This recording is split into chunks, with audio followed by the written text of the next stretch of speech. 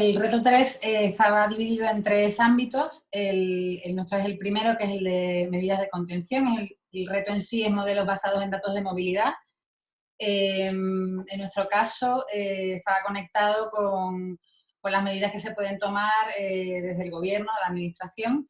En concreto, el reto en sí era cómo puedo modelizar todos los parámetros para hacer una política de escalado y reescalado inteligente que ayude al gobierno en la toma de decisiones.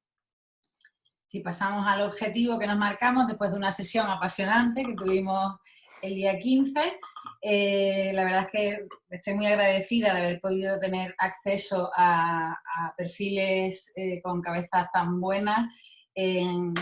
Había 2 bloques, ¿no? Los expertise en el ámbito sanitario, los más técnicos en inteligencia de datos. También teníamos a Miguel Escasi, que no sé si sigues por ahí, como representante también de la administración, con lo cual teníamos todos los elementos, ¿no? Entonces nos marcamos un objetivo, perdona si subes un momentito, Javi. Después de la sesión del 15, nos marcamos como objetivo crear un modelo dinámico de identificación de factores de correlación de parámetros de movilidad que tuvieran interacción con la propagación del COVID-19 y con capacidad para no colapsar el sistema sanitario, ¿no? Habíamos incluido una simulación sobre datos disponibles y ahora veréis un poco hasta dónde hemos sido capaces de llegar. Y le doy la palabra a Javier Illana, que os va a explicar el resto, luego entrará Pedro. Bien, gracias, Patricia.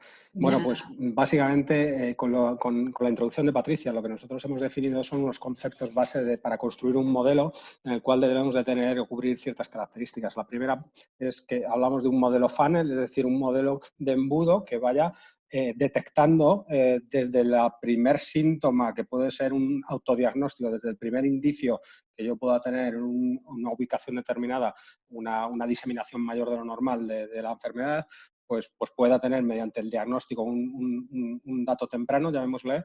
También es cierto una detección temprana, si queréis, más profesional desde el punto de vista de centros de salud y finalmente también la llegada a ese hospital a través de que es un caso ya que requiere una cama UCI, etcétera, ¿no?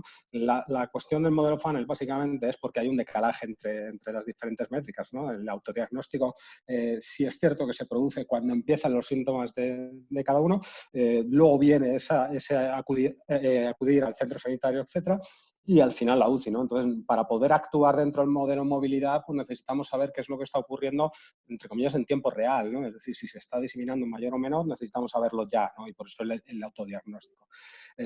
Lo que nosotros planteamos también es que este modelo, digamos, sea un modelo que llamamos de aprendizaje continuo, ¿no? ¿Qué significa esto? Pues bueno, básicamente que nuestro modelo tiene que aprender de cosas que, uno, no se han dado nunca, se han dado en los últimos 2 meses y además se ha dado en los últimos 2 meses con una parte de tiempo muy grande prácticamente en ausencia de movilidad, ¿no? Es decir, no solo el modelo tiene que aprender algo que no existe, sino además tiene que adaptarse a lo que viene y a lo que está por venir, ¿no? Es decir, si nosotros vamos a introducir medidas de desescalado, necesitamos entender y que el modelo aprenda esas medidas de desescalado, qué impacto están teniendo en la enfermedad, ¿no? En la diseminación. Tiene que ser evidentemente flexible. Muchos de vosotros ya estáis hablando de que necesitamos nuevas métricas, necesitamos más homogeneidad en la información, necesitamos más profundidad en la información. Por lo tanto, lo que nosotros queremos es que ese modelo se vaya nutriendo desde lo que tenemos a día de hoy a lo que podremos tener a día de mañana para poder, digamos, continuamente extender el sistema de movilidad, ¿no? También es importante entender que tiene que ser explicativo a la vez que predictivo. ¿Explicativo por qué? Porque necesitamos entender no solo cómo afecta la movilidad, sino necesitamos entender cómo afectan los distintos tipos de movilidad.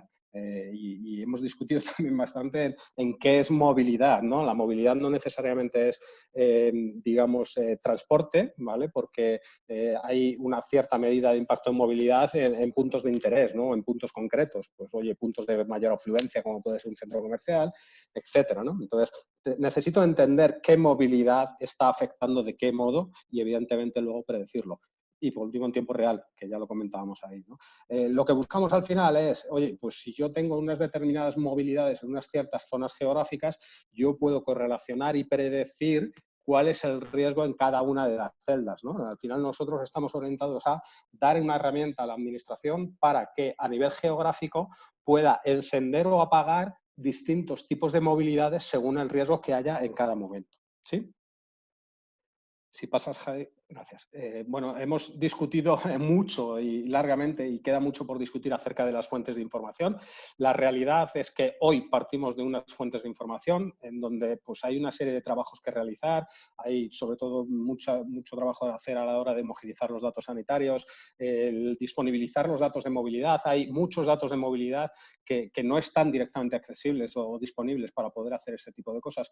Necesitamos disponer de ellos y sobre todo validar todas estas fuentes de información en cuanto a que, bueno, hay muchos orígenes distintos, ¿no? Pero básicamente lo que buscamos es, a día de hoy, estamos confiados en que se puede crear una prueba de concepto de un modelo en el cual me permita predecir la diseminación de la epidemia en base a la movilidad de cada celda geográfica, ¿no? Ese modelo de concepto que estamos hablando puede ser una región, puede ser una comunidad, hemos debatido de cuál puede ser dependiendo de la información disponible y yo creo que todavía hay algo más de trabajo ahí para poder conceptualizar esa prueba de concepto, ¿no? Pero a día de hoy se puede empezar a trabajar en esto, pensamos que sí. Lo cierto es que también hay un trabajo que hacer y muchos lo habéis comentado a través de obtener más granularidad y más información acerca de pues, una app que permita autodiagnóstico, geolocalización.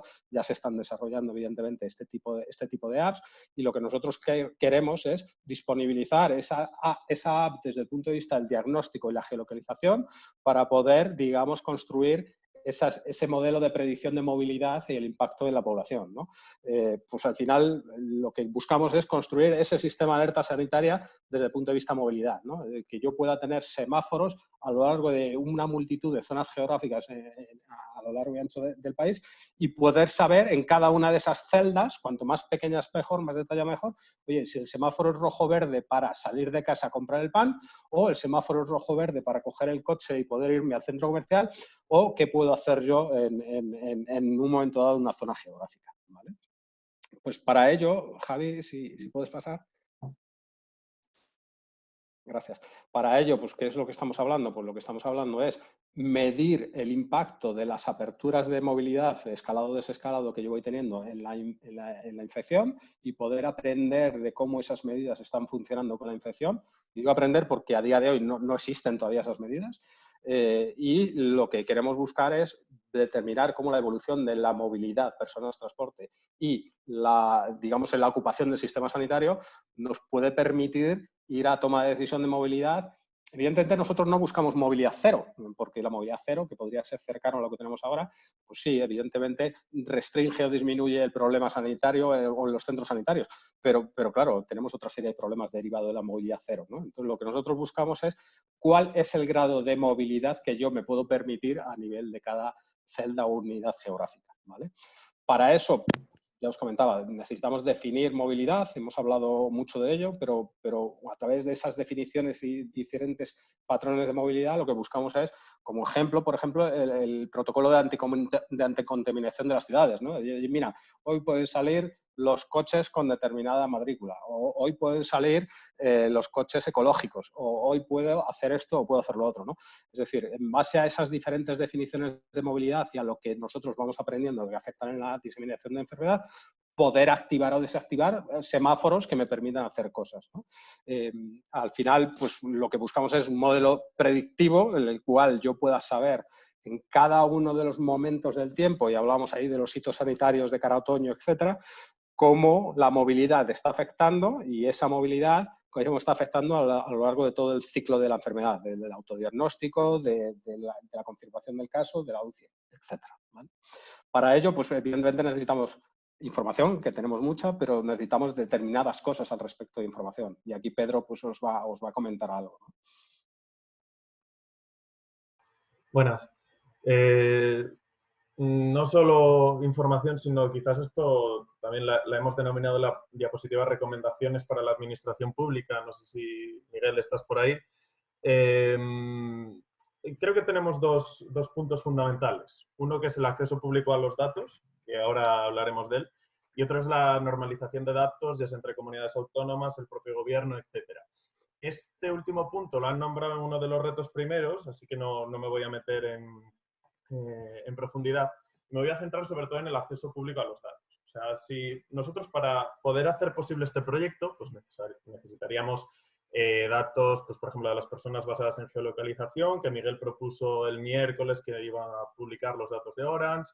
Pues una buena sintetización también son los dashboards que acaba de publicar el Ministerio en Power BI, en su web. Tenemos datos médicos de distinto tipo y, por ejemplo, datos de una app de autodiagnóstico, ¿vale? El problema está en que ahora mismo no tenemos prácticamente ningún dato de estos. O sea, digamos, o al menos no es accesible de forma fácil. Esto yo creo que al final no es como poner un Trello y decir, hacer unas tarjetitas y decir, oye, quiero este dato, quiero este dato. Al final creo que no va tanto por ahí, sino que va más por el hecho de un cambio cultural en la política de publicar los datos. Y un cambio cultural al final no se hace de hoy para mañana, que es cuando, mañana quizás es cuando necesitamos los datos para poder poner en marcha el proyecto, o quizás mejor dicho, los necesitábamos ayer. Entonces, cuando te enfrentas a este tipo de problema, tienes dos opciones, o esperar a que el data owner o la persona que es dueña de los datos los publique, entonces pues, puede que eso nunca pase, o que pase cuando estemos en otra pandemia, o intentar nosotros, personalmente, poner nuestro granito de arena y aportar lo máximo posible en esta filosofía. Es decir, hoy nos hemos enterado, David y yo, David es mi socio de la empresa que tenemos, y nos hemos enterado de unos dashboards de Power BI que tenía el gobierno en una web y que no se puede acceder a los datos. O sea, tú tienes el grafiquito muy bonito, pero si tú quieres integrarlo en alguno de tus sistemas o hacer algún análisis, no puedes. Entonces, en lugar de esperar a que el gobierno publique los datos, hemos estado toda la mañana trabajando y hemos hecho una API sobre ese dashboard que disponibiliza toda la información y ya la tenemos en nuestro sistema. Entonces, yo creo que el objetivo de este reto también es que pensemos cada uno de nosotros qué podemos hacer en esa dinámica de open data y de publicar los datos y de que todos sean disponibles para todos, un poco utópico, pero creo que es la única manera de que podamos llegar algún día a que si pasa algo gordo no nos tengamos que preguntar primero, es que no tengo datos, sino que sea, vale, ¿qué algoritmo voy a aplicar? Porque tenemos todo. Y Gracias, Pedro. Con esto quería cerrar.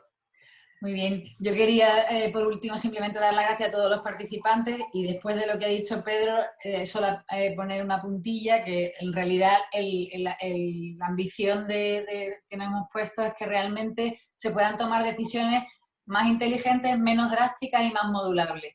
Y esa es toda la intención del reto.